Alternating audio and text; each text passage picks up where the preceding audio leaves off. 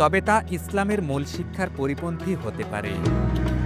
রাসূলুল্লাহ সাল্লাল্লাহু আলাইহি ওয়াসাল্লাম বলেন, যে ব্যক্তি লোক দেখানোর জন্য কোনো আমল করবে, কিয়ামতের দিন আল্লাহ তার সেই আমলকে মূল্যহীন করে দেবেন।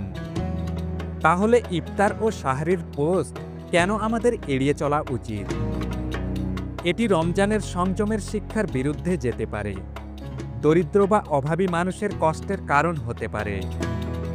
রিয়া বা আত্মপ্রচার থেকে মুক্ত থাকার জন্য এটি বর্জন করা উত্তম। তাহলে কি করা উচিত?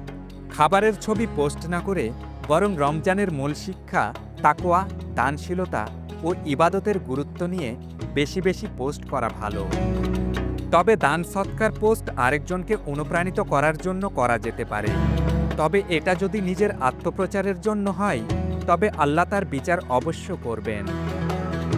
আল্লাহ বলেন, যদি তোমরা প্রকাশ্যে দান করো তবে তা ভালো, আর যদি গোপনে করো এবং অভাবগ্রস্তদের দান করো তবে তা তোমাদের জন্য আরও উত্তম।